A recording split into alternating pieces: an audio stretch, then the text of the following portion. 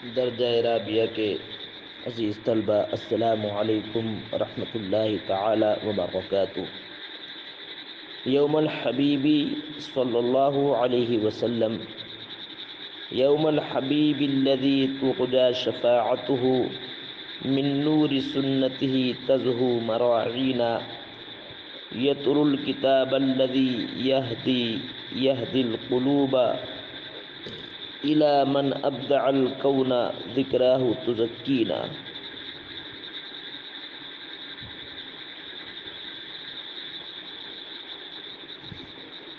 يوم الحبيب الذي يعفو الإله به ويمنه السفح عن كل المعانين، يوم الحبيب الذي يطوي الرجاء به حتى يجاب دعاء قبل آمينا، يوم الحبيب الذي من جاءه وجلا مستغفرا ربه يرضى ويرضينا۔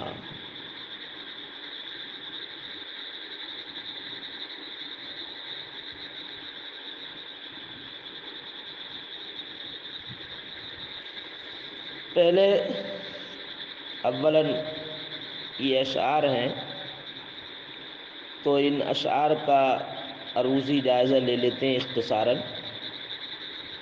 عروضی اختصاراً جائزہ لے کر کے پھر جلدی سے ہم آگے بڑھیں گے۔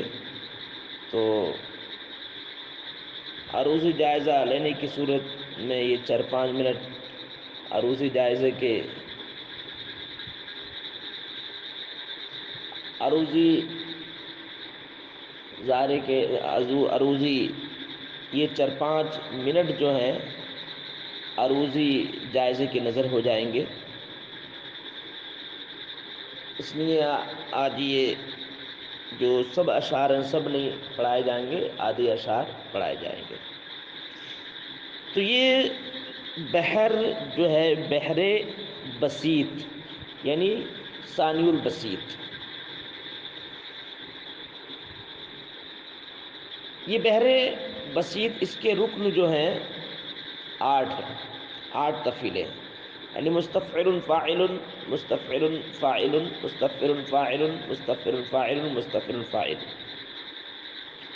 لیکن یہاں پر جو یہ ثانی البسیط ہے تو اس میں اس کا عروض الگ ہے اور ضرب اس کی الگ ہے۔ مصرع اول کے آخری رکن کو عروض کہتے ہیں، مصرع ثانی کے آخری رکن کو ضرب کہتے ہیں۔ مصرع اول کا جو آخری تفعیلہ ہوتا اس کو عروض کہتے ہیں، اور مصرع ثانی کے آخری جز کو، آخری تفعیلے کو ضرب کہتے ہیں۔ تو ثانی البسیط میں اس کا عروض الگ ہے اور ضرب اس کی الگ ہے۔ اس کا عروض جو ہے وہ مخبون ہے۔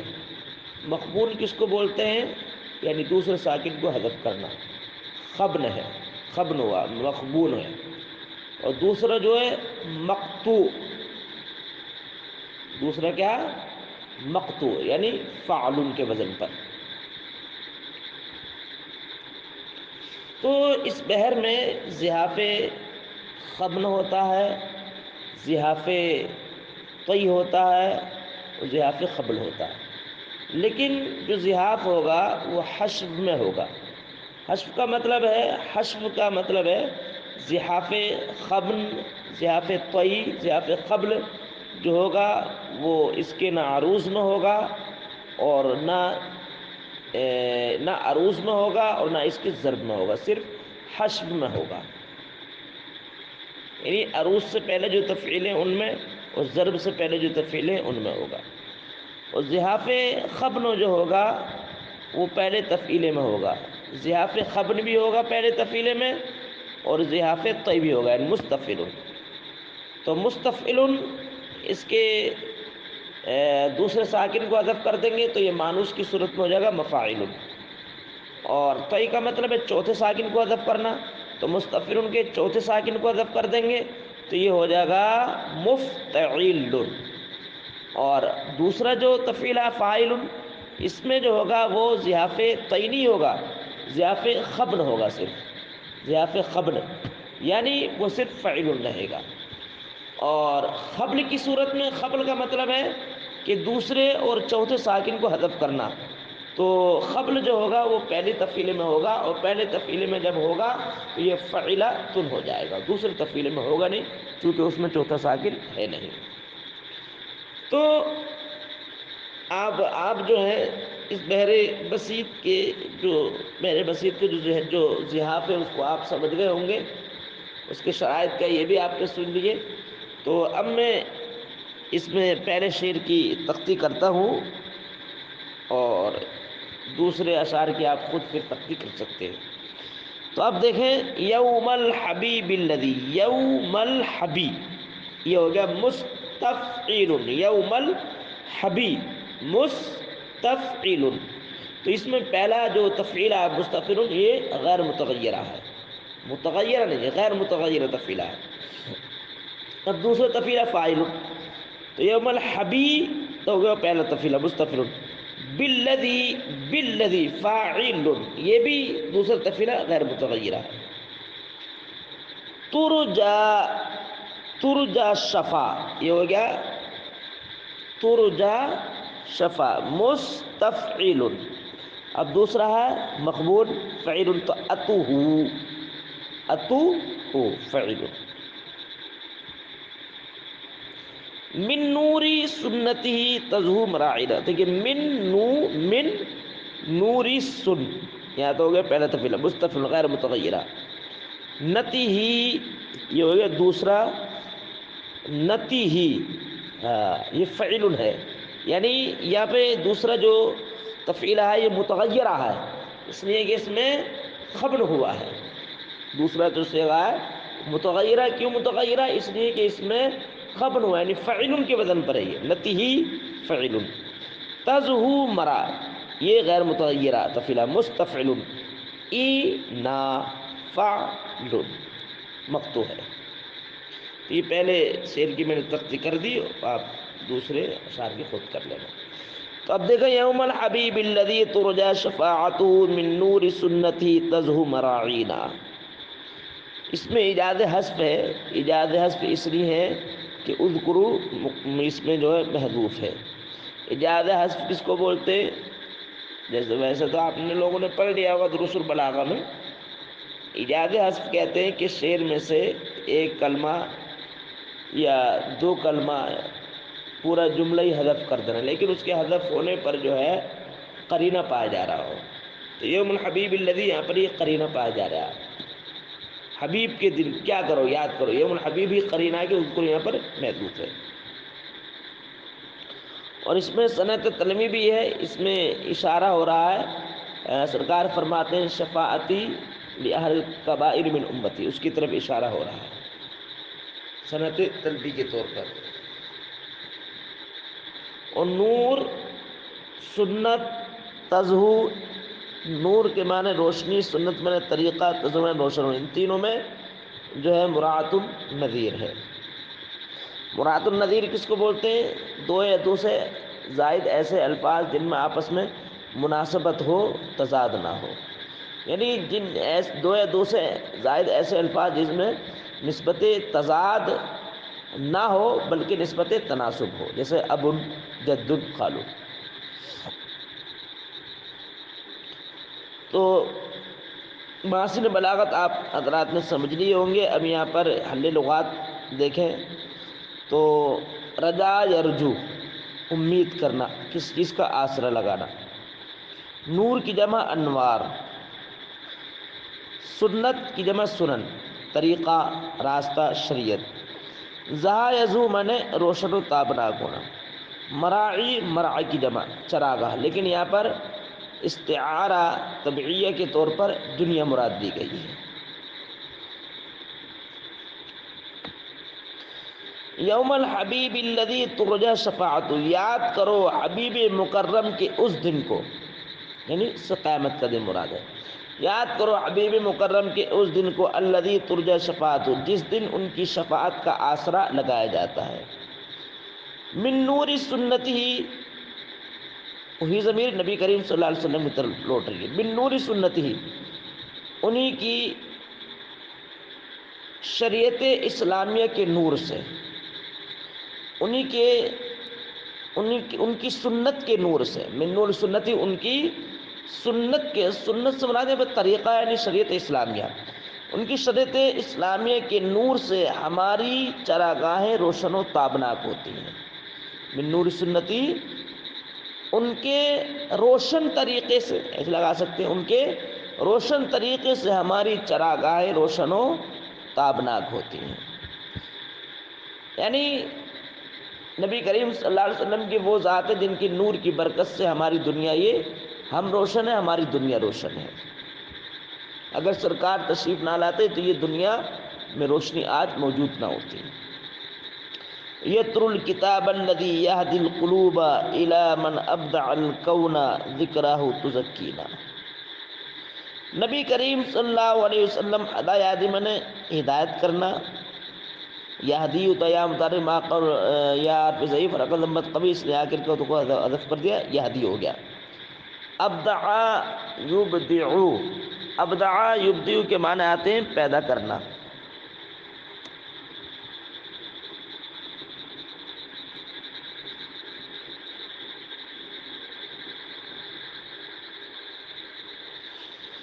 تو اب دیکھیں یوم کی یتلو کی ضمیر تلا یتلو تلاوت کرنا، یتلو تیاری عارف ضعیف رقم ضمت قوی واو برکت کو حذف کر دیا۔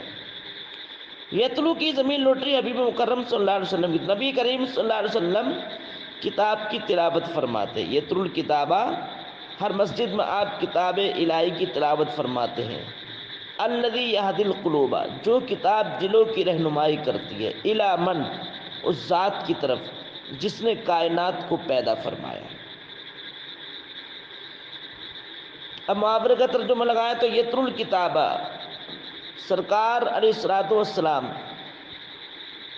دلوں کی رہنمائی کرنے والی کتاب کی تلاوت فرماتے ہیں، اس کتاب کی تلاوت فرماتے ہیں جو دلوں کی رہنمائی کرتی ہے خلاق کائنات کی طرف، جو دلوں کی رہنمائی کرتی ہے خلاق کائنات کی طرف۔ ذکر آؤ تزکینا، جس کتاب کا ذکر جمیل تزکینا ہم کو پاک باز بناتا ہے، ہم کو طیب و طاہر بناتا ہے۔ جس کا ذکر جمیل زکی پاکیزہ بنانا، جس کا ذکر جمیل ہم کو تزکینا طیب و طاہر بناتا ہے، صاف ستھرا کرتا، پاک باز کرتا ہے۔ یوم الحبیب الذی یعفو الالہ بہ ویمنع الصفا عن کل المعانین۔ عفا یعفو کے معنی آتے ہیں درگزر کرنا، بھی کی ضمیر نبی کریم صلی اللہ علیہ وسلم کی طرف لوٹ رہی ہے اور با استعانت کے لیے ہے۔ منع یمنع، منع عطا کرنا، صفن معافی، آنا یعنی مشقت جھیلنے والے، باب مفاعل سے ہے۔ یوم الحبیب الذی یعفو الالہ بہ، یاد کرو اس حبیب مکرم کے دن کو کہ جس کے واسطے سے اللہ تعالی ہماری خطاؤں کو درگزر فرمائے گا، جس کے واسطے سے ہماری خطاؤں کو درگزر فرمائے گا۔ یمنع الصفا، اور جس کے واسطے سے اللہ تعالی معافی عطا فرمائے گا دنیا میں مشقت جھیلنے والوں کو۔ وَيَمْنَعُ الصَّفَا، منع یمنع عطا کرنا، اللہ تعالیٰ معافی عطا فرمائے گا عن کل المعانین، تمام دنیا میں مشقت جھیلنے والوں کو، یعنی صبر و تحمل اختیار کرنے والوں کو۔ جو اس دنیا کے اندر جتنی تکلیفیں، شدتیں، پریشانیاں برداشت کرے گا اتنی مرتبہ اس کا بلند و بالا ہوگا۔ یوم الحبیب الذی یطوی الرجاء بہ حتی یجاب دعاء قبل آمینہ۔ طوا یطوی کے معنی آتے ہیں لپیٹنا، یعنی وابستہ ہونا۔ رجا یہ یطوی کا فاعل ہے، اور رجا کی جمع آتی ہے ارجا، اجابہ یجیبو قبول ہونا، دعاء یجابو کا نائب فاعل ہے۔ یاد کرو حبیب مکرم کے اس دن کو، یوم الحبیب الذی یطوی الرجاء، یاد کرو حبیب مکرم کے اس دن کو کہ جن کے واسطے سے امید وابستہ ہوتی ہے۔ یاد کرو حبیب مکرم کے اس دن کو کہ جن کے واسطے سے امید وابستہ ہوتی ہے۔ یاد کرو حبیب مکرم کے اس دن کو کہ جن کے دامن سے امید وابستہ ہے، یاد کرو حبیب مکرم کے اس دن کو کہ جن کے دامن سے ہماری امیدیں وابستہ ہیں، حتی یجاب دعا، یہاں تک کہ دعا کو قیامت کے روز قبولیت کا درجہ دیا جائے گا، حتی یجاب دعا، یہاں تک کہ دعا کو قبولیت کا درجہ دیا جائے گا، قبل آمین، قبل آمین، آمین کہنے سے پہلے۔ یوم الحبیب الذی من جاء وجلا مستغفرا ربہ یرضى ویرضینا، یرضى ویرضینا میں دینا سے اشتقاق ہے، اس میں صنعت تلمیمی ہے، نبی کریم صلی اللہ علیہ وسلم کے اس واقعے کی طرف اشارہ ہے کہ جو سرکار کی بارگاہ میں آئے گا، یعنی وہی وَلَوْ أَنَّهُمْ إِذْ ظَلَمُوا أَنفُسَهُمْ جَاءُوكَ فَاسْتَغْفِرُوا، اس کی طرف اشارہ ہے۔ یاد کرو وجلن، خائف و ہراساں ہو کر، ڈرنا، اور یہ وجلن حال ہے،